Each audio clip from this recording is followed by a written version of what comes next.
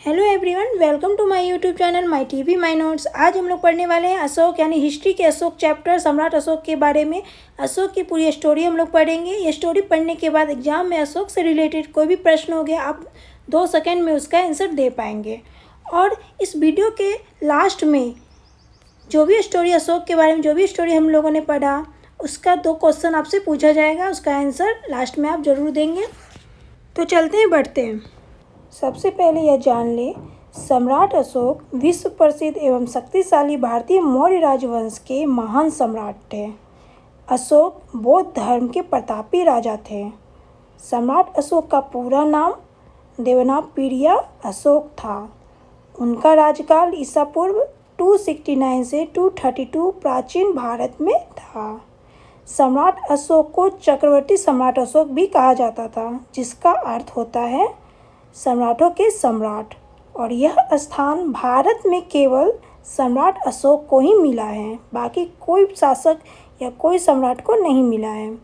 सम्राट अशोक को बौद्ध धर्म के प्रचार के लिए भी जाना जाता है। सम्राट अशोक के संदर्भ के स्तंभ और शिलालेख आज भी भारत के कई स्थानों पर दिखाई देते हैं। सम्राट अशोक प्रेम, सहिष्णुता, सत्य, अहिंसा एवं शाकाहारी जीवन प्रणाली के सच्चे समर्थक थे। इसलिए उनका नाम इतिहास में महान परोपकारी सम्राट के रूप में ही दर्ज हो चुका है। कलहन के राजतरंगी में धर्माशोक का उल्लेख आता है। भारत अशोक ने पूरे जीवन में एक भी युद्ध नहीं हारे। सम्राट अशोक के ही समय में 23 यानी 23 विश्वविद्यालय की स्थापना की गई थी, जिनमें तक्षशिला, नालंदा, विक्रमशिला, कंधार आदि विश्वविद्यालय प्रमुख थे। इन्हीं विश्वविद्यालयों में विदेश से कई छात्र शिक्षा पाने भारत आया करते थे।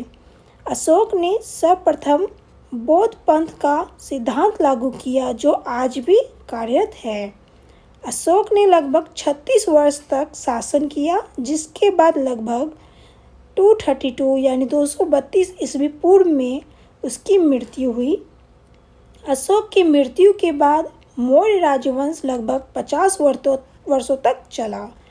मगध तथा भारतीय उपमहाद्वीपों में कई जगह पर उसके अवशेष मिले हैं। आपके लिए 2 प्रश्न हैं। सम्राट अशोक के समय में कितने विश्वविद्यालयों की स्थापना की गई? दूसरा प्रश्न है, अशोक की मृत्यु कितने ईस्वी पूर्व में हुई?